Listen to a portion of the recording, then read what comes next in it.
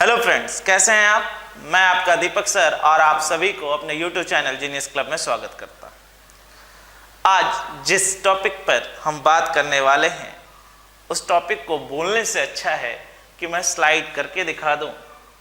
यानी आज हम बात करने वाले हैं रेलवे ग्रुप डी की प्रीवियस ईयर के पेपर्स की। जैसा कि आप जान रहे हैं, इंतजार की घड़ियां ख़त्म ही नहीं हो रही और मैंने आपको अपने वीडियो में बताया था, अगर आपने मेरा रेलवे वाला वीडियो देखा होगा नोटिफिकेशंस में, हो सकता है इसके एग्ज़ाम अक्टूबर में हो या हो सकता है नवंबर में हो, तब तक हमें अपनी तैयारी को भरपूर कर लेना है। और मैं ये कोशिश करूँगा कि जब तक आपके एग्ज़ाम हो तब तक पिछले वर्ष में आए जितने रेलवे ग्रुप डी के पेपर हैं उनको हम क्या कर लें, सारा का सारा डिस्कशंस कर लें, चीज़ों को समझ लें और जान लें, जिससे कि तैयारी जब भरपूर रहेगी तो एग्ज़ाम देने का मज़ा ही कुछ और होगा, है ना। तो चलो बढ़ते हैं अपने क्वेश्चंस की ओर। और इंतज़ार हो गई, इंतज़ार की आई ना कुछ खबर मेरी यार की, ऐसी बात नहीं है। इंतज़ार का घड़ियाँ ख़त्म हुई, अब सीधे सीधे पेपर का दौर शुरू होता है। तो चलिए सवालों को देखते हैं। पहला क्वेश्चन क्या है, बिना समय गवाए आइए तो देखा जाए क्वेश्चंस में क्या कहा गया है। तो क्वेश्चन जैसा कि दिख रहा है, कहा गया है दो संख्याओं का अनुपात 19:26 है। यदि छोटी संख्या में दो जोड़ दिया जाता है तो उनका अनुपात 3:4 में बदल जाता है, तो बड़ी संख्या क्या होगी। तो चलो ले लेते हैं, हमारी छोटी संख्या 19:26 है, यानी हमारी छोटी संख्या 19 के अनुपात में रही होगी। तो हम यहाँ पे मान लेते हैं 19x हमारी छोटी संख्या है जिसमें हमने 2 जोड़ दिया, और बड़ी संख्या क्या होगी 26x। तो उनको जोड़ने के बाद हमारा जो अनुपात हो गया दोस्तों वो कितना हो गया 3/4। तो चलो काट देते हैं, ये 13 से कट गया और ये कट गया 2 से। अब यहाँ से क्या तो क्या मिला 38x + 4, 38x + 4 बराबर यहाँ से अगर हम करते हैं तो कितना मिलेगा 39x। यानी इसको नदिया के उस पर भेज दो, हाँ या ना। तो x की वैल्यू हमारे सवाल में कितने के बराबर आएगी, 4 के बराबर।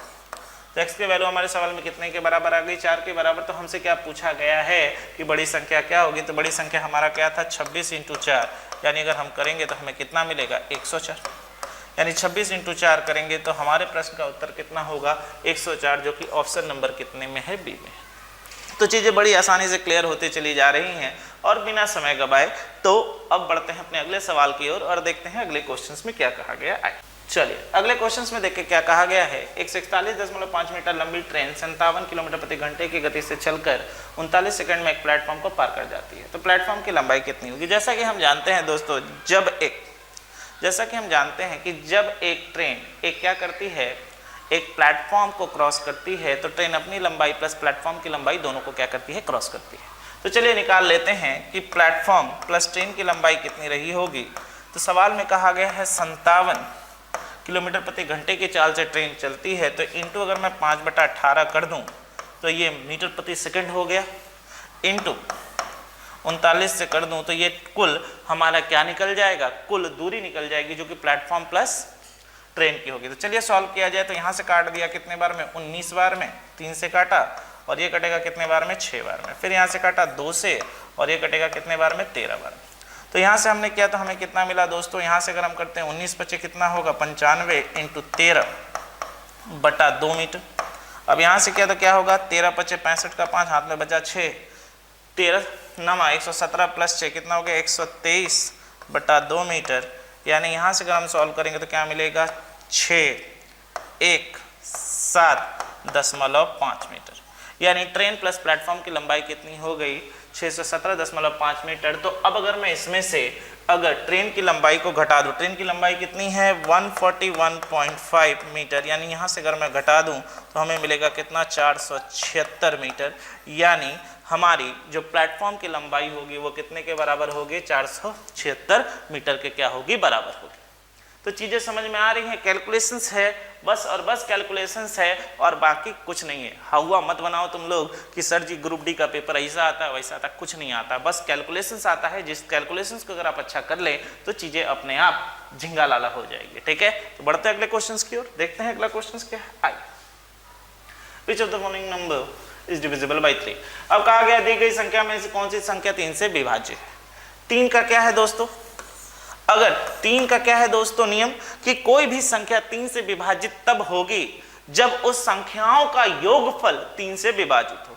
कोई भी संख्या 3 से विभाजित तब होगी, फिर से रिपीट कर रहा हूं, कोई भी संख्या 3 से विभाजित तब होगी जब उस संख्याओं का अंकों का योगफल 3 से क्या हो, विभाजित हो। तो आओ चेक करते हैं। यहां पर अगर ने चेक किया तो कितना मिला दोस्तों, यहां मिला 10, तो भैया ये तो नहीं होगा, ठीक है। यहां मिला कितना 4, भैया ये भी नहीं होगा, ठीक। यहां कितना मिला 6, यानी हमारे प्रश्न का उत्तर मिल चुका है, क्योंकि 3 के गुणनफल में 6 आता है। और ये भी चेक करने की जरूरत नहीं, यहां पर भी चेक कर ले, 5 6 एक साथ हो रहा है, यहां पर भी नहीं होगा, यानी हमारे प्रश्न का उत्तर क्या होगा 1311, यानी 1311।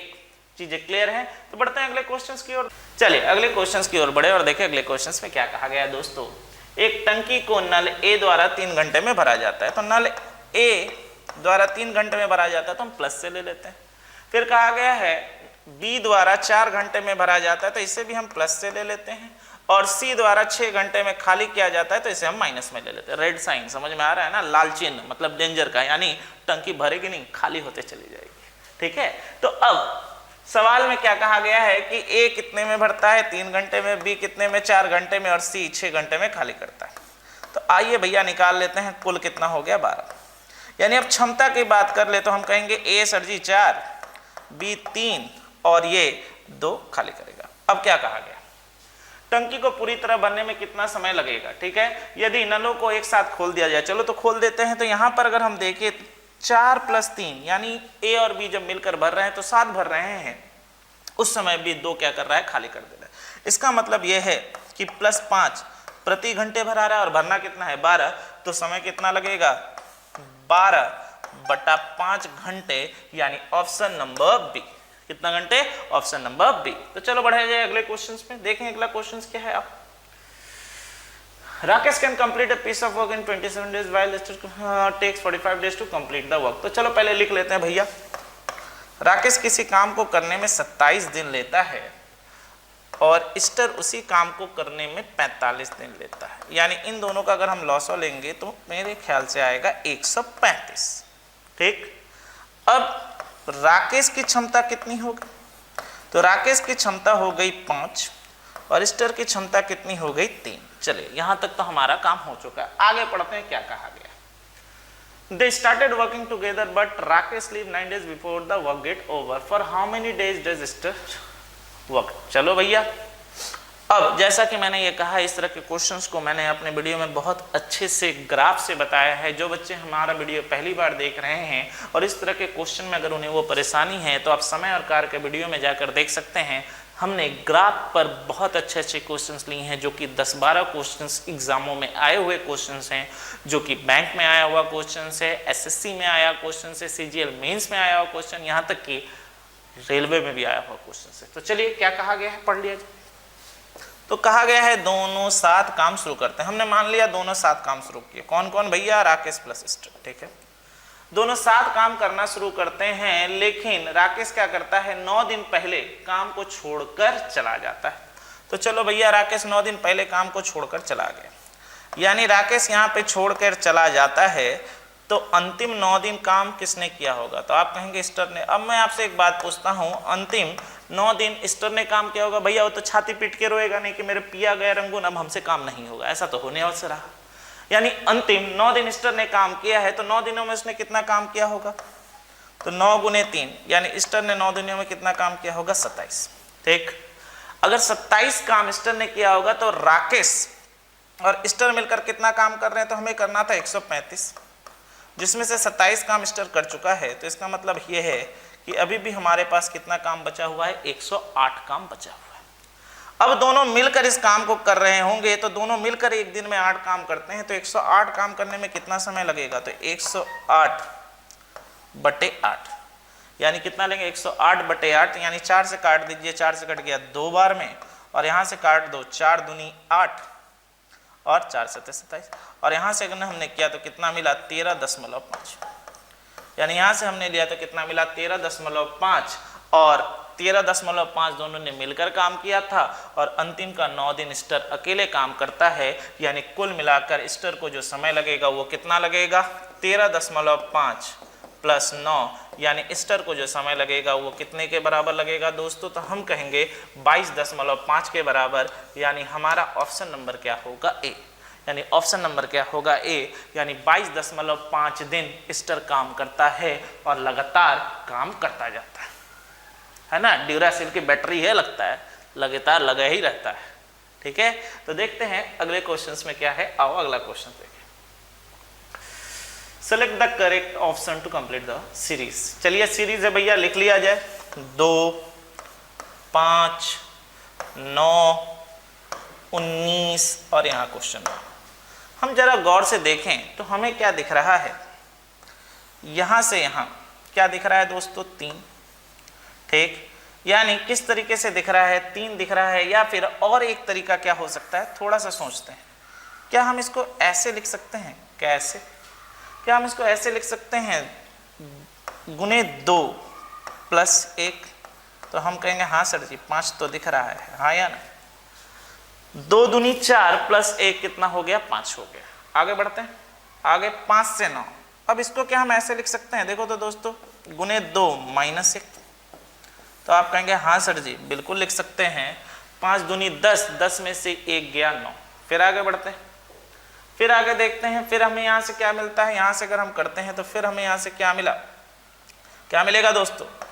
गुने 2 प्लस 1 यानी कितना हो गया? 19। 9 गुने 2 18, 18 प्लस 1 19। तो अगला अब तो आंसर आप लोगों का आ चुका होगा, क्या होगा? गुने 2 माइनस 1, यानी हमारे प्रश्न का उत्तर कितना होगा? 19 दूनी 38, 38 में से 1 गया, कितना बचेगा प्रभु? तो हम कहेंगे सर 37। यानी सवाल का आंसर क्या होगा? 37, यानी ऑप्शन नंबर ए। सवाल का आंसर क्या होगा? 37, यानी ऑप्शन नंबर ए। तो उम्मीद करता हूँ सवालों को समझने में तो कहीं दिक्कत नहीं हो रही होगी, बड़े आसान से और बहुत ही प्यारे ढंग से क्लियर होता चला जा रहा है। बढ़ते हैं अगले क्वेश्चंस की ओर, देखें अगले क्वेश्चंस में क्या है। आओ, हाँ क्वेश्चंस में क्या कहा गया पढ़ लिया जाए। A cosmetic shop has different brand of cosmetic accessories. 50% of the store's sales comes from hair accessories. 40% come from personal hygiene product. Every quarter, the store sells on an average of 15 lakh. What is the shop approximately average monthly sale from the personal hygiene? क्या कहा गया है कि उत्पादक की दुकान से क्या क्या जाता है कि विभिन्न प्रकार के ब्रांड बेचे जाते हैं। कहा गया स्टोर की सेल की बिक्री 50% है। ठीक है, हेयर एसेसरीज की बिक्री कितनी परसेंट है? ठीक है, इसके लिए कितना है? 50% है। 40% क्या है? व्यक्तिगत स्वच्छता। भैया अभी स्वच्छता अभियान ज्यादा ही चला है, हाँ या ना? कोविड का सिचुएशन है, पर्स में पैसा हो ना हो, जेब में खाने के लिए पैसा हो ना हो, लेकिन अभी सैनिटाइजर तो जरूर रहता है। हाइजीन यहाँ पर भी मेंटेन कर लिया है, देखो रेलवे ने। ठीक, अब कहा क्या गया है कि एवरी क्वार्टर यानी हर तिमाही, ठीक, हर तिमाही क्या होता है? स्टोर की बिक्री औसतन कितनी है? 1.5 लाख। हर तिमाही स्टोर की औसतन बिक्री कितनी है? 15 लाख है। तो अब बताइए कि अगर 15 लाख, 1 2 3 4 5 6, 15 लाख ही है ना भैया, गिन लिया जाए। ठीक, इकाई दाई सैकड़ा हजार 10 लाख 10 लाख। ठीक है, यानी यहाँ पे एक 0 कम होगा, कितना है? 4 5। 15 लाख तिमाही यानी 3 महीने में है। तो आप मुझे ये बताइए कि 1 महीने में, क्योंकि हमसे पूछा भी गया है औसत मासिक बिक्री, तो 1 महीने में कितना होगा? तो आप कहेंगे सर जी 1 महीने में होगा कितना? 5 लाख। 1 2 3 4 5, हाँ या ना? तो 1 महीने में जो बिक्री होगी वो कितने के बराबर होगी? 5 लाख के बराबर होगी। अब इस 5 लाख में से हाइजीन, भैया बहुत ज्यादा पैसा लग रहा है हाइजीन में, क्या पूछा गया है? स्वच्छता उत्पादन यानी कितना परसेंट? 40%। यानी 5 लाख का 40% यानी 40% का मतलब ऐसे लिखो गुरुजी, कैसे? 2/5, यानी 5 लाख का 2/5 हिस्सा किसमें जाता है? सैनिटाइजर में, मास्क में, कि भैया साफ सुथरा रहना है, स्वच्छ रहना है, स्वच्छ भारत अभियान को चलाना है और कोविड से बचते हुए रहना है। तो आप बताओ 5 लाख का 2/5 निकालोगे तो कितना बचेगा? तो हम कहेंगे सर जी 2 लाख रुपया बचेगा। यानी हमारे प्रश्न का उत्तर स्वच्छता अभियान के साथ समाप्त हुआ, यानी आंसर कितना हो गया 2 लाख रुपए। यानी 2 लाख रुपए वो किसमें खर्च करेगा, स्वच्छता अभियान के लिए क्या करेगा, खर्च करेगा। तो चीजें क्लियर हैं दोस्तों, चीजें समझ में आ रही हैं। चलो बढ़ते हैं आगे अगले क्वेश्चन की ओर। आ जाओ। मेरा फेवरेट जोन और कई लोगों का ये दर्द है, सही कह रहा हूं ना, टिग्नोमेट्री। अब कई लोगों ने हमसे कहा भी है कि सर जी ग्रुप डी होने के पहले जितना जल्दी से जल्दी हो टिग्नोमेट्री करवा दीजिए, कम से कम हमारे दर्द को भी मिटाइए और हमारे दर्द को भी समझिए।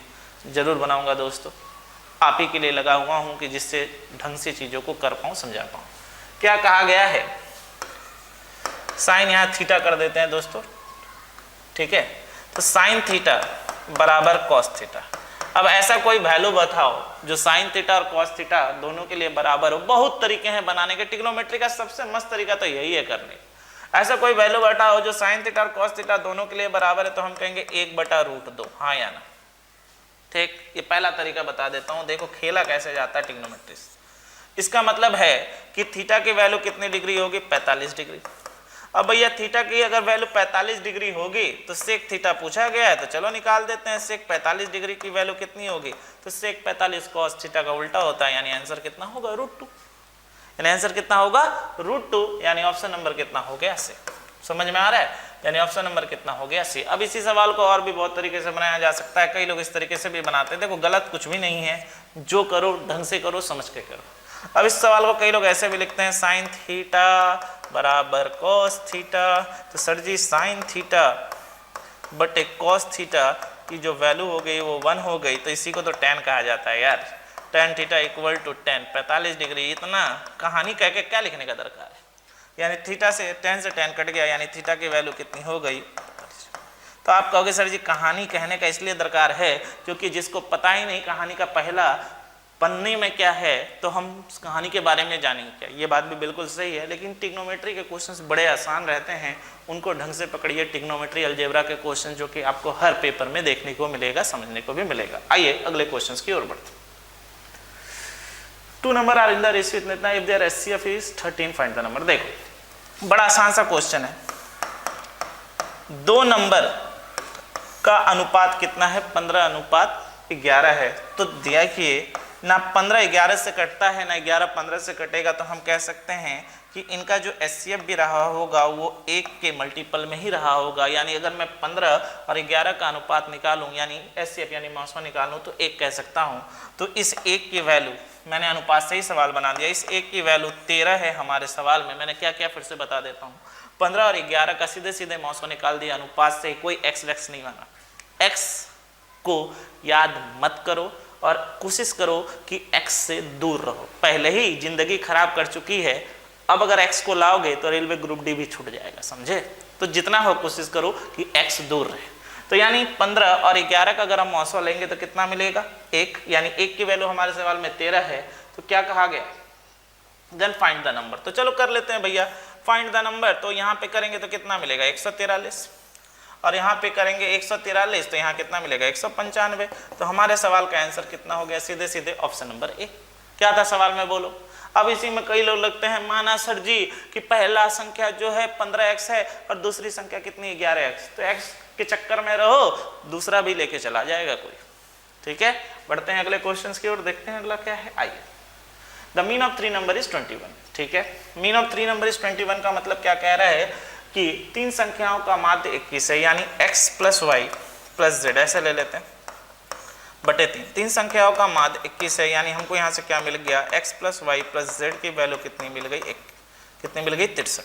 ठीक है, अब कहा गया है the range of this data set is 12। Range का मतलब होता है छोटी संख्या और बड़ी संख्या का अंतर। अब हमसे ये कह दिया गया है कि z - x की वैल्यू कितनी है, 12, ये बता दिया गया है। And the difference between the smallest number is 3। दो स्मॉलेस्ट नंबर कौन कौन है, x और y है। तो दोनों के बीच का, यानी यहां से अगर हम करते हैं तो y - x is equal to हमें क्या मिलता है, क्या मिलता है, and the difference between the 2 smallest number is 3। तो यहां से हमें क्या मिल गया, 3 मिल गया। ठीक है, तो क्या पूछा जा रहा है, the greatest of the 3 number is. तो चलिए निकाल लेते हैं, ग्रेटेस्ट ऑफ द 3 नंबर पूछा गया है। तो x माइनस अगर क्या z minus x equal to 12 है तो यहाँ z बराबर कितना होगा 12 प्लस एक्स, ठीक है। y माइनस एक्स बराबर 3 है तो y बराबर कितना होगा 3 प्लस एक्स, तो चलो मान बैठा देते हैं। तो यहाँ से x का मान तो x ही रह गया, y की जगह पर क्या बैठ जाएगा दोस्तों, तो हम कहेंगे 3 प्लस एक्स बैठ जाएगा, और z की जगह पर क्या बैठ जाएगा दोस्तों 12 प्लस एक्स बैठ जाएगा, जिसकी वैल्यू हमारे सवाल में कितने के बराबर है 63 के बराबर। चलिए सॉल्व करते हैं। x यानी 3x, और यहाँ से क्या तो कितना मिला 63 माइनस 15 यानी 3x इज इक्वल टू, अगर हम यहाँ से सॉल्व करें तो 13 में से 5 गया 8 और यहाँ 48, यानी यहाँ से काट दीजिए कितने बार में 16, यानी x की वैल्यू अगर 16 होगी तो सबसे बड़े नंबर को हमने क्या माना था z, यानी यहाँ पर कितनी होगी 12 प्लस 16, यानी हमारे सवाल का आंसर कितना होगा 28, यानी ऑप्शन नंबर क्या होगा डी। यानी हमारे सवाल का आंसर कितना होगा 28, यानी ऑप्शन नंबर कितना होगा डी। तो कुछ कुछ क्वेश्चंस ऐसे एग्जामों में रहते हैं जहाँ पे आपको चीज़ों को बनाना पड़ता है और जानना पड़ता है कि किस तरीके से आप सवालों को कितने सही ढंग से कर सकते हैं। तो उम्मीद करता हूँ सवाल समझने में कहीं कोई दिक्कत नहीं हुई होगी। बढ़ेंगे आगे। क्या कहा गया है, the radius of the sphere. चलिए पढ़ लेते हैं। एक गोले की त्रिज्या, हिंदी में पढ़ते हैं, एक गोले की त्रिज्या एक बेलन के आधार की त्रिज्या के 3 गुने के बराबर होती है। तो पहले बना लिया जाए भैया, फिर समझा जाएगा। ये है गोला और ये है हमार बेलन। चलो अब बेलन वो मत समझना रोटी बनाने वाला, ठीक है, वो भी कह सकते हो, आकार तो वही है, ठीक है। क्या कहा गया है, एक गोले की त्रिज्या एक बेलन के आधार की त्रिज्या के 3 गुनी है, यानी यहां से यहां अगर हमारी त्रिज्या r होगी तो गोले की त्रिज्या कितनी होगी 3r होगी। चलिए ठीक है। बेलन की ऊंचाई उसके आधार की ऊंचाई का 9 गुना है। वाह, यानी बेलन की जो ऊंचाई है उसके आधार के ऊंचाई का कितना है 9 गुना है, यानी उसके किसके, उसके आधार की त्रिज्या की ऊंचाई का 9 गुना है। चलो कर दिया।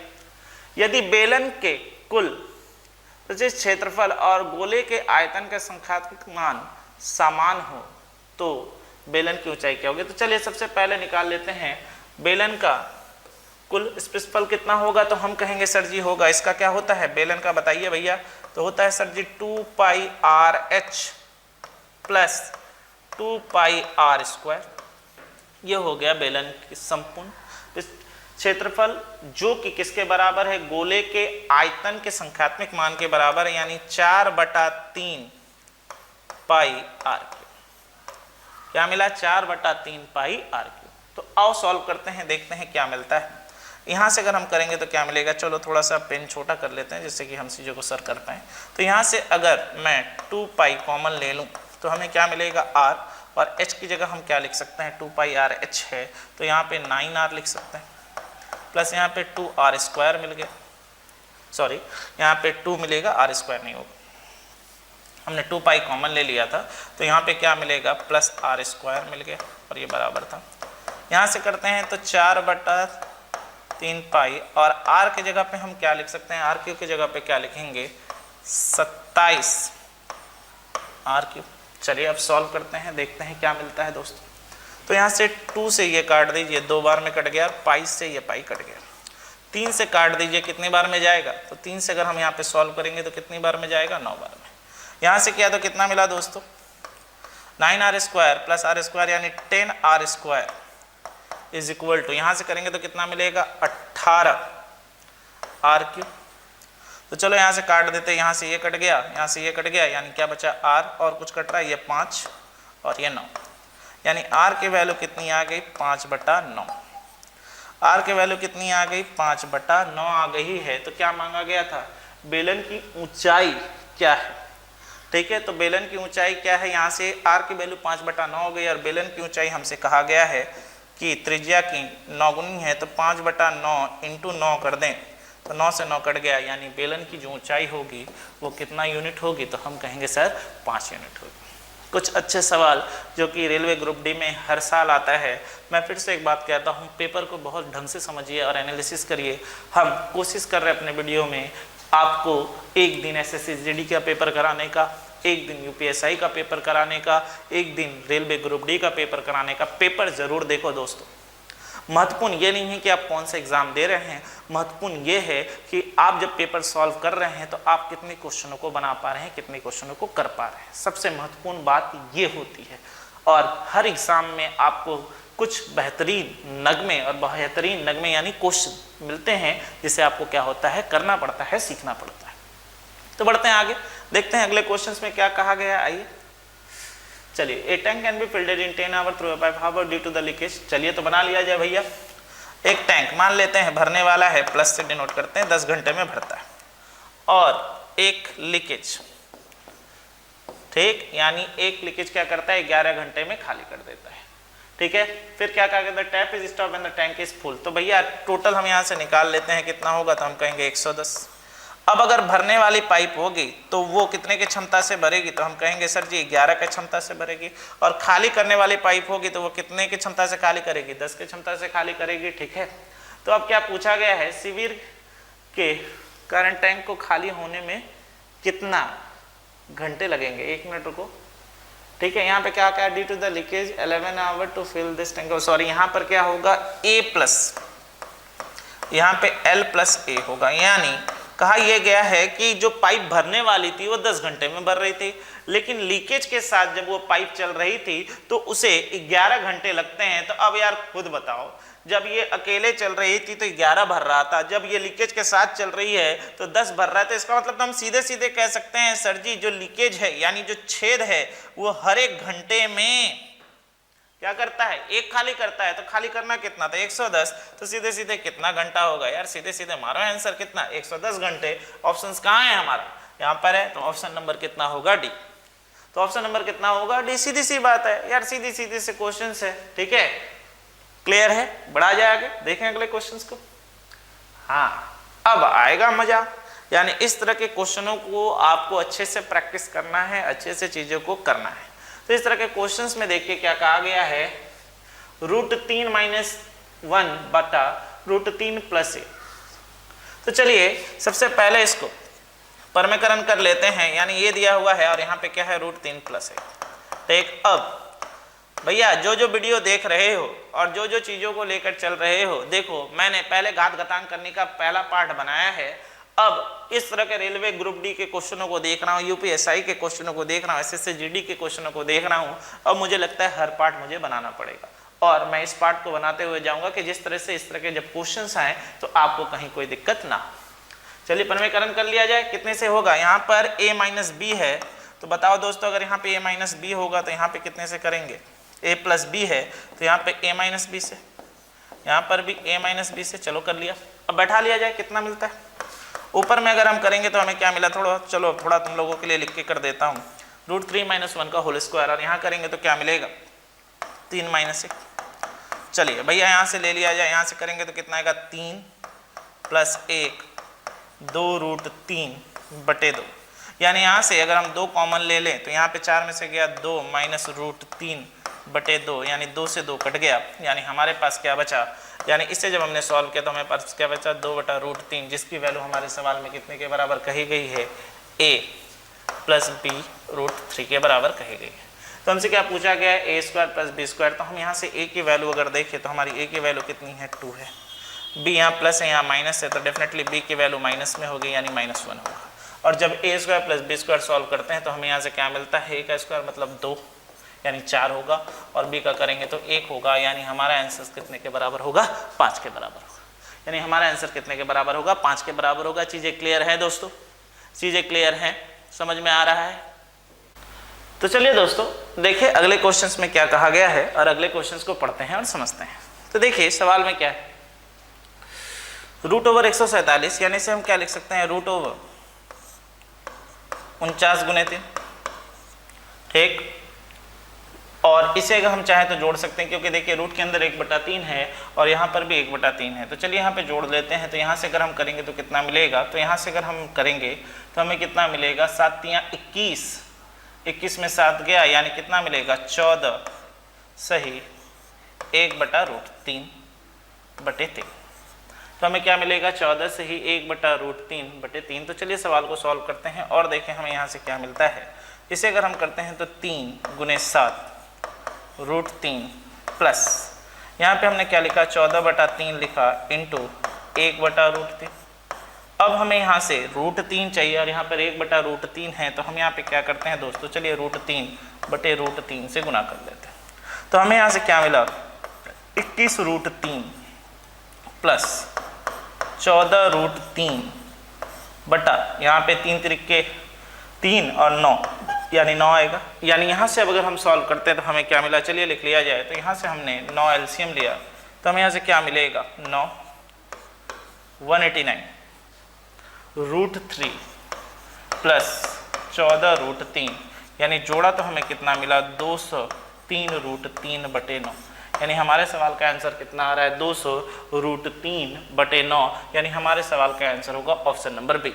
मैं फिर से कह रहा हूँ ना, आप देखो इस तरह के पेपरों में कि घात घटांक करने के कितने क्वेश्चंस आए हुए हैं और कितने सरल तरीके से आप चीज़ों को बना सकते हैं। और मैंने अपने वीडियोस में भी घात घटांक करने के बारे में बताया है। आप उन चीज़ों को ढंग से देखिए, सीखिए। देखिए हमारा मेन लक्ष्य है क्या, हमारा मेन लक्ष्य, मैं जैसा कि बार बार आपसे कह रहा हूँ कि आप कॉम्पिटिशन्स निकालें। और कॉम्पिटिशन्स निकालने के लिए सटीक बात करनी बहुत ज़रूरी है, इधर उधर भटकने से पहले। ठीक है, तो चीज़ें क्लियर हैं किस तरीके से हो रही है। तो बढ़ते हैं आगे, देखते हैं अगले क्वेश्चंस में क्या कहा गया है। आओ चलिए। The odometer of a car reads 3000 km at the start of the journey and 3400 at the end of the journey. If the trip 8 घंटे, तो कैलकुलेट द एवरेज स्पीड। तो चलो भैया, एवरेज स्पीड का मतलब हमें पता है, एवरेज स्पीड यानी औसत चाल। यानी औसत चाल के मतलब क्या होती है, औसत चाल, औसत चाल के मतलब हमें पता है क्या होती है बच्चों, कुल दूरी, कुल दूरी बटे कुल समय, कुल दूरी बटे कुल समय। तो अब यहां से आइए निकाल लेते हैं हमारी कुल दूरी कितनी होगी। सबसे पहले कितना दिखा रहा था, 3000 मीटर दिखा रहा था और जाने के बाद कितना हो गया, 3400। इसका मतलब यह है कि 400 किलोमीटर हो चुका है और कितने घंटे में, 8 घंटे में। यानी यहाँ से क्या, तो हमें कितना मिला, 50 किलोमीटर प्रति घंटे तो मिल चुका है। लेकिन उत्तर किस में मांग रहा है, मीटर प्रति सेकंड में। तो आओ बना लेते हैं। मीटर प्रति सेकंड में करने के लिए 50 इंटू क्या होगा, 5/18 मीटर पर सेकंड। तो यहाँ से क्या, तो क्या मिलेगा दोस्तों, 250/18 मीटर पर सेकंड। तो चलो सॉल्व करते हैं। 18 एकम 18, ठीक, तो यहाँ से कितना मिला, 70। 18 एकम 18, यहाँ से कितना मिला, 70। अब अगर यहाँ से करते हैं तो कितना हो गया, 18×3 54, ठीक है। तो यहाँ 160 मिला, 18×8 यानी मीटर पर सेकेंड आ रहा है। यानी डेसिमल्स के बाद एक अंकी ले लेते हैं, यानी 13.8 आसपास है कहीं पर। तो यहाँ पे दिख रहा है 13.9। तो हमारे सवाल का आंसर कितना होगा, 13.9 मीटर प्रति सेकंड। यानी समय और दूरी में भी आप देख रहे हैं कितने तरह का क्वेश्चन आया हुआ है और किस तरीके से क्वेश्चन को आप बड़े आसानी से बना सकते हैं। मैं फिर से कह रहा हूँ, क्वेश्चन पहाड़ नहीं है, लेकिन दिक्कत यह है कि कैलकुलेशंस आपको बहुत फास्ट करना है और उन चीज़ों को बहुत बारीकी से क्या है, करते हुए जाना है। तो समझ पा रहे हो ना क्या कहना चाहता हूं। तो बढ़ते हैं अगले क्वेश्चंस की ओर। तो चलिए बढ़ते हैं अगले क्वेश्चंस की ओर और देखते हैं अगले क्वेश्चंस में क्या कहा गया है दोस्तों, और पढ़ा जाए और समझा जाए। तो सवाल में क्या कहा गया है कि जो है शिवानी और प्रतिमा की जो धनराशि का अनुपात था वो कितना था, 5:7 था। और अगर प्रतिमा शिवानी को 5 रुपए दे देती है तो उनका अनुपात बदल के कितना हो जाता है, 3:4 हो जाता है। तो पूछा गया है कि बताइए विभाजित होने वाली कुल राशि कितनी थी। चलिए सवालों को बनाते हैं। हम दोनों दो तरीके से बनाएंगे। पहला, मैं आपके सरल शब्दों में x मान के बना दूं। मैंने कहा है कि x नहीं लेंगे, फिर भी चीज़ों को समझने के लिए एक बार x लेकर कर लेते हैं। और उसके बाद मैं इसका एक आपको शॉर्टकट तरीका सिखाऊंगा जिसे कहा जाता है क्रिस क्रॉस मेथड। क्या है वो भी समझ लेते हैं। देखिए हमारे सवाल में क्या था, शिवानी थी और प्रतिमा थी। तो शिवानी के पास कितना है, मान लेते 5x है और प्रतिमा के पास कितना है, 7x है। यानी कुल मिलाकर 12x हुआ। अब कहा जा रहा है कि अगर शिवानी, अब कहा जा रहा है कि अगर शिवानी और प्रतिमा, अगर प्रतिमा अपने में से 5 रुपए दे दे तो प्रतिमा अगर 5 रुपए दे देगी तो 5 रुपए कम हो जाएगा, और शिवानी को दे दे तो 5 रुपए शिवानी में बढ़ जाएगा। तो अब उसका जो अनुपात हो गया वो कितने के बराबर हो गया, 3/4 के बराबर हो गया। तो चलिए सॉल्व कर लेते हैं। तो यहाँ से किया तो 21x - 15 is equal to 20x plus 20। इसको इधर ले लेंगे तो x इक्वल टू हमें कितना मिल गया बच्चे, 35।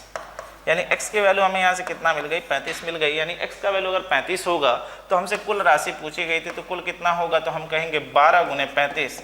यानी यहाँ से क्या, तो क्या मिला, 12×5 = 60। यानी कितना आएगा, 420, यानी कुल जो धनराशि उन दोनों के बीच में बटी है वो कितने के बराबर है? 420 के बराबर है। आप ऐसे सवालों को कर सकते हैं x मानकर।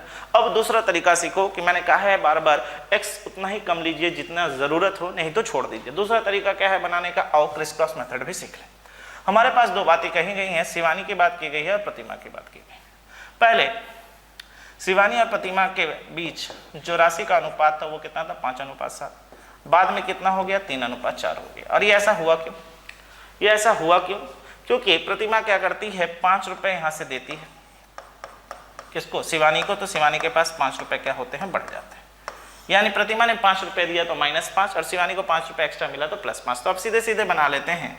यहां से क्या देखो क्रिस क्रॉस कैसे करते हैं? मारपीट करवाना है और कुछ नहीं, सिर्फ मारपीट करवाओ ना। कितना हो गया?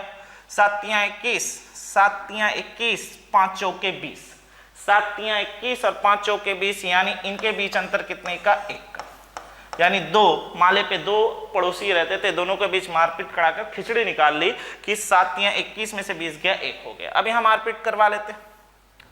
4 से किया 4 × 5 = 20 और यहां से किया 3 × 5 = 15। तो यहां से क्या मिल रहा है? 20 और ये माइनस माइनस क्या हो जाएगा? +15 हो जाएगी।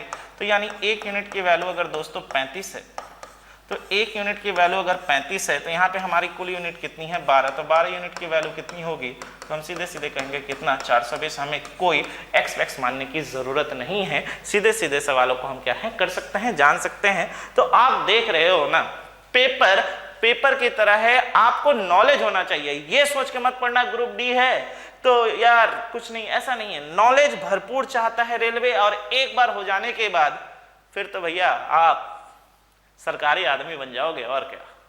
ठीक है, बढ़ते हैं अगले क्वेश्चंस की ओर, देखते हैं क्या है नहीं। आओ, ठीक है। 6 वर्ष बाद अभय की आयु उसके पिता की आयु का 3/शताब्दी हो जाएगी। 10 वर्ष पूर्व उनकी आयु का अनुपात 1:5 था। तो अभय के पिता का वर्तमान आयु क्या है? तो चलिए बना लेते हैं। 6 ईयर आफ्टर, यानी यहाँ पर किसकी बात की जा रही है? अभय की और उसके पिता की। ठीक है, चलो अभय की और उसके पिता की। तो कहा गया है कि 6 वर्ष पहले, यानी यहाँ पर है तो 6 वर्ष पहले की बात हो रही है। तो कहा गया है 6 वर्ष बाद की बात हो रही है। तो यहाँ पे 6 वर्ष बाद जो है कितनी हो जाएगी उनकी आयु? अगर अभय की 3 होगी तो पिता की कितनी होगी? 7, क्योंकि अभय अपने पिता का 3/7 था। और फिर क्या कहा गया? 10 साल पहले, और 10 साल पहले कितना है दोस्तों? उनका अनुपात कहा गया है दरिस कितना है? 1:5। ठीक है, 1:5। ठीक है, तो इसका मतलब है कि इन दोनों के बीच गैप कितना हो गया? ये 6 साल बाद और ये 10 साल पहले, यानी इनके बीच का जो आपको मिला वो कितना मिला? 16 साल। ठीक है, वो कितना मिला? 16 साल। तो अब यहाँ से देख लेते हैं कितना होगा। चलिए चेक कर लेते हैं और सीधे सीधे सवालों को बना लेते हैं। तो यहाँ पर हमने देखा कि इसका अंतर कितना है? 3 और 1 का अंतर 2 है, और यहाँ से 7 और 5 का भी अंतर कितना है? 2 है। आपने इस तरह के अनुपातों के सवालों को पढ़ा होगा कि जब एज का सवाल आप बनाते हैं तो बनाने का तरीका क्या है, देख लीजिए। आप जब अनुपात से अनुपात को माइनस करते हैं तो वो आपस में क्या होने चाहिए? उनके अंतर बराबर आने चाहिए। तो 3 में से 1 माइनस किया तो 2, 7 में से 5 माइनस किया तो 2। अब अनुपात बराबर आ गए तो काट कर और बराबर नहीं करेंगे, क्योंकि सर जी हमें बराबर लाना है, काट कर फिर बराबर नहीं करना। 3 में से 1 किया 2 और 7 में से 5 किया 2। तो इस 2 यूनिट की वैल्यू हमारे सवाल में कितनी के बराबर है? 16। तो 2 यूनिट की वैल्यू 16, तो 1 यूनिट की वैल्यू कितनी होगी? 8 सर। तो 1 यूनिट की वैल्यू 8 साल, तो 7 यूनिट की वैल्यू 7 × 8 = 56, यानी 56 साल 6 साल बाद होंगे। और अगर मैं इसमें से 6 माइनस कर दूं तो हम कह सकते हैं कि आज जो अभय के पिता की आयु है वो कितने वर्ष है दोस्तों? तो हम कहेंगे सीधे सीधे 50 वर्ष है। हम कहेंगे कितने वर्ष है दोस्तों? तो हम कहेंगे सीधे सीधे 50 वर्ष है। यानी अभय के पिता की जो वर्तमान आयु है वो कितने साल है? 50 साल। आप पेपर जब देने जाते हैं तो ये सोच के जाइएगा कि आप सब कुछ जानते हैं और हर एक चीज़ों को आपने बहुत बारीकी से पढ़ा है, कहीं अंतु परंतु किंतु ना रह जाए। इसलिए पेपर को ढंग से देखिए, ढंग से समझिए कि किस तरीके से सवालों की धज्जियां उड़ाई जा रही हैं और किस तरीके से सवाल कितनी आसानी से बन रहे हैं। तो बढ़ते हैं आगे अगले क्वेश्चंस की ओर, देख लेते हैं। आइए, ठीक है। रमेश के पास 50 पैसे के सिक्के हैं, 1 रुपए के सिक्के हैं, 5 रुपए के सिक्के हैं, जो कि 2:3:5 के अनुपात में है।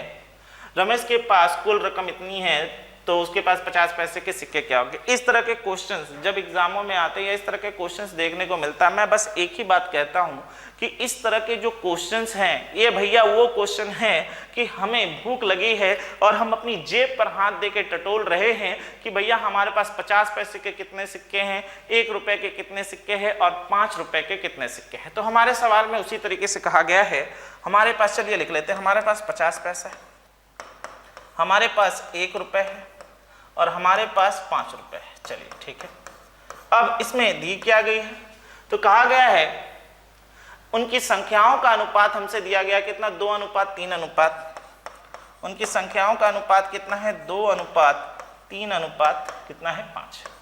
अब संख्याओं का अनुपात इतना होगा तो आप खुद बताइए उनकी वैल्यूज कितनी होगी। अगर मेरे पास 50 पैसे के 2 कॉइन हैं तो ठीक इसकी जो वैल्यू होगी आधी होगी, यानी 50 पैसे की जो वैल्यू होगी 1 रुपए। यार सीधी सी बात है, भूख लगा है, 2 50 पैसे है तो मतलब हम 1 रुपए का खाना खा सकते हैं। ठीक है, अब हमारे पास 3 है, ठीक, यानी अब हमारी इसकी वैल्यू कितनी होगी, 1 गुने 3 हो गई, यानी यहाँ पे इसकी वैल्यू कितनी हो गई, 3 हो गई। अब 5 रुपए के कितने कॉइन है, 5 कॉइन है, तो 5 गुने 5 होगा, यानी हमारे पास कितने हैं, 25। यानी इनके जो मान का अनुपात आ गया वो कितने के बराबर आ गया दोस्तों, इनके जो मान का अनुपात आ गया वो कितने के बराबर आ गया, 1:3:25। और इस कुल को जोड़कर हमारे सवाल में कितने के बराबर है, 116 के बराबर। तो 29 बराबर 116, तो 1 बराबर कितना, तो 116 बराबर 29, यानी यहाँ से काट दीजिए 4। यानी अगर 1 यूनिट की वैल्यू 4 होगी तो हमसे क्या पूछा गया था कि 50 पैसे की कितनी थी, तो 2 यूनिट की वैल्यू कितनी होगी, 8। यानी 50 पैसे के कुल जो कॉइन हमारे पास थे वो कितने के बराबर थे, 8 के बराबर थे।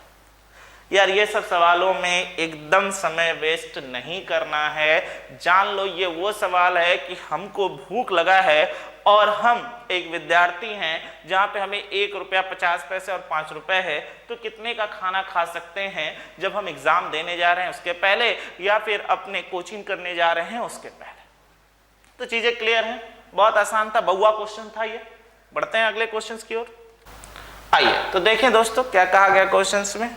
आइए, मेंसुरेशंस के अच्छे क्वेश्चनों में से एक क्वेश्चन यहाँ पर दिया गया है और अब रेलवे ने यहाँ पे गुगली दे दी, यानी सारा का सारा कैलकुलेशंस पे क्या कहा गया है पढ़ लिया जाए। एक तंबू, यानी तंबू के बम्बू को उखाड़ना है, चलो देख लेते हैं क्या कहा गया है। एक तंबू ऐसा है कि उसके नीचे का हिस्सा 126 मीटर के व्यास के साथ 24 मीटर की ऊंचाई तक सिलेंडर है। तो चलो भैया पहले बना लेते हैं। ये हुआ, ये हुआ, ये हुआ, और यहाँ से यहाँ इसकी त्रिज्या अगर 63 होगी, 63 मीटर, तो यहाँ से यहाँ कितना होगा दोस्तों, 24 मीटर। चलिए ठीक, त्रिज्या 63 हो गई और 24 मीटर ऊंचाई हो गई। उसके ऊपर क्या बनाया गया है, शीर्ष पर एक कोण बनाया गया है, ठीक है, जिसकी त्रिज्या भी हमारे सवाल में कितनी है, 63 है, तो ये 63 ही होगी, ठीक है। और इसकी तिर्यक ऊंचाई कितनी कही गई है, 80 मीटर। यानी सर्कस का ट्रेंड बन गया। ये सर्कस है भाई, सर्कस है, ये दुनिया ही पूरी सर्कस है, ठीक है। तो बन गया। अब बचपन के वो दिन याद आ गए यार दोस्तों, इस तरह के टेंट को देखकर कि हम अपने माता पिता के साथ, सभी के साथ क्या करते थे, सर्कस देखने जाते थे और कितना मजा आता था, हाथी, भालू, शेर। अब तो सब मोबाइल की दुनिया हो चुकी है कि सब मोबाइल में ही हम चीज़ों को देखते हैं और जानते हैं। खैर वो रही पुरानी बातें, आ जाते हैं सवालों पर। कुछ अंदर से इमोशन जाग गया था, देख लेते हैं। तो क्या कहा गया है यहाँ पर है, और इसे बनाने के लिए हमें कपड़े की आवश्यकता पड़ती है, कैनवस की आवश्यकता पड़ती है, जिसकी चौड़ाई कितनी कही गई, 8 मीटर। तो पूछा जा रहा है तंबू को बनाने के लिए कैनवस की लंबाई कितनी होगी। सबसे पहली चीज अगर हम यहाँ पर देखें तो देखो ये ऊपर खाली है, नीचे खाली है, यानी इसका वर्कपीस की बात की जाए तो क्या मिलेगा, 2πRh, और इसकी बात की जाए तो हमें क्या मिलेगा, πRl, ठीक है। शंकु का πRl होता है, जैसा कि आप जानते हैं। मैं लिख इसलिए रहा हूँ कि जिन बच्चों को मेंसुरेशन का सूत्र नहीं पता वो यहाँ से इन चीज़ों को देखकर कर सकते हैं। और यहाँ क्या मिलेगा, 2πRh। तो चलिए सवालों में बैठा लेते हैं। तो यहाँ से अगर हम लिखेंगे तो 2 × 22/7 × 63 गुने ऊंचाई कितनी, 24, ठीक है, प्लस यहाँ से करेंगे तो 22/7 गुने 63 × 80, ये क्या होगा, मीटर स्क्वायर। और लंबाई हमें नहीं पता, चौड़ाई कितनी है, 8 मीटर। मीटर से दोस्तों ये मीटर उड़ा दो, 7 से इसको उड़ाया कितने बार में जाएगा, 9 बार में। और 7 से इसको भी उड़ाया कितनी बार में जाएगा, 9 बार में। अब यहाँ पर क्या मिला, चलो सॉल्व करते हैं। 8 कॉमन ले लेते हैं, उधर भी 8 है। 8 अगर हम यहाँ से कॉमन ले लें तो 44 गुने 3 27 प्लस 22 गुने 90 metre is equal to L into 8। तो 8 से 8 कैंसिल। अब यहाँ पे कर लेते हैं 27 चौके 108, 108 का 8 हाथ में बचा 10, 108 यानी कितना होगा 118 प्लस यहाँ से करेंगे तो कितना मिलेगा 1980 मीटर इक्वल टू L। चलो सॉल्व कर लेते हैं। L इक्वल टू कितना आ गया 8, 8 8 16, यहाँ पर 1 10 1 11 और यहाँ पे 3, यानी हमारे वैल्यू कितने के बराबर आ रही है 3168 मीटर के बराबर आ रही है, यानी ऑप्शन नंबर कितना होगा बी। तो आप एक चीज़ों को देख रहे हैं, समझ पा रहे हैं, सवालों में ऐसा कुछ नहीं है, सिर्फ और सिर्फ क्या है कैलकुलेशंस है। अगर चीज़ों को कैलकुलेशंस को अगर आप ढंग से करें तो आप चीज़ों को बड़ी आसानी से क्या कर सकते हैं, बना सकते हैं, जान सकते हैं, समझ सकते हैं। तो उम्मीद करता हूँ सवाल समझने में कहीं कोई दिक्कत नहीं हो रही होगी और हमने शिफ्ट के क्वेश्चनों को ही लिया है और ये सिलसिला चलता चला जाएगा। जैसा कि मैंने कहा कि एक दिन आपको एसएससी जीडी के पेपर मिलेगी, रेलवे ग्रुप डी की पेपर मिलेगी, एमटीएस का भी पेपर हम करवाएंगे। काफ़ी सारे बच्चे हमसे कह रहे हैं कि सर एमटीएस करवाइए, एमटीएस करवाइए। एमटीएस का पेपर भी हम करेंगे, साथ में यूपीएसआई के पेपर से भी करेंगे और क्लर्क की वैकेंसी यानी बैंक के क्लर्क की वैकेंसी के आने के साथ साथ हम क्लर्क पर भी बात करेंगे और चीज़ों को समझेंगे। आइए बढ़ते हैं अगले क्वेश्चन की ओर, देखें अगले क्वेश्चन में क्या है। A and B are working separately, can do a piece of work in 9 days and 12 days respectively। तो सबसे पहले भैया अपना काम कर लिया जाए। 9 दिन और ये 12 दिन यानी 36, यानी यहाँ से क्या तो एफिशिएंसी कितनी हो गई 4 और यहाँ से किया तो 3। अब आगे जो बोलेगा पढ़ा जाए। If they work for a day alternately A begin in how many days. तो चलो बना लेते हैं भैया, यानी पहला दिन ए काम करेगा और पहला दिन ए कितना यूनिट काम करेगा 4 यूनिट। दूसरा दिन बी काम करेगा यानी एक दिन में बी कितना करेगा 3 यूनिट, यानी हमारा टोटल कितना काम हो गया। तो हम कहेंगे 2 दिनों में 7 काम हुआ है और हमको क्या करना पड़ता है, जैसा कि आपने पढ़ा भी है, 7 का गुणनफल लेंगे जो कि क्या हो, या तो इस कुल कार को काट दे या इसके नज़दीक पहुंच जाए। तो कितनी बार में 5 बार में, 5 बार में। तो 5 बार में किया तो 10 दिनों में हमारा 35 काम हुआ है। अब किसकी बारी आएगी, 10 दिनों में हमारा 35 काम हुआ है, अब किसकी बारी आएगी, तो अब बारी आएगी ए की। और एक यूनिट काम करने में कितना समय लेगा, तो हम कहेंगे 1 यूनिट काम करना है और वो 4 की क्षमता से काम करेगा, यानी 1/4 दिन लेगा, यानी कुल मिलाकर 10 सही 1/4 दिन का समय लेगा। ठीक, यानी आंसर कितना हो गया, यहाँ से अगर हम करते हैं तो हमारा आंसर हो गया 10 सही 1/4। तो चीज़ें क्लियर होते चली गई, चीज़ें क्लियर हैं, देख लीजिए, समझ लीजिए, अच्छे से देख लीजिए, जान लीजिए। बहती हवा सा था वो, हाँ भैया बहती हवा ही है। तो यहाँ तक चीज़ें क्लियर हो गई दोस्तों। तो उम्मीद करता हूँ कि इन चीज़ों को समझने में, इन सेशंस को आपने बहुत ही अच्छे ढंग से सीखा होगा। सिलसिला आगे बढ़ता ही रहेगा, इन चीज़ों को देख लीजिए। तो आज हम यहीं तक बात करेंगे, यानी हमने इस शिफ्ट के पेपर्स को लिया है, ये सिलसिला धीरे धीरे चलता ही रहेगा। तो उम्मीद करता हूँ ये सेशन आपने बहुत अच्छे से देखा होगा, हर एक चीज़ों को बारीकी से ढंग से सीखा होगा और अपना प्यार हमें इसी तरीके से देते रहिए। और दूसरी बात, जो भी दोस्त हैं ज़्यादा से ज़्यादा शेयर करिए, अपने दोस्तों को भी कहिए सब्सक्राइब करें और कमेंट्स ज़रूर दें कि आपको और किन चीज़ों की ज़रूरत है, किन चीज़ों को लेकर और वीडियो हम आपके लिए बना सकते हैं, हम उन पर भी बात करेंगे। तो आज के लिए इतना ही। Thank you everyone.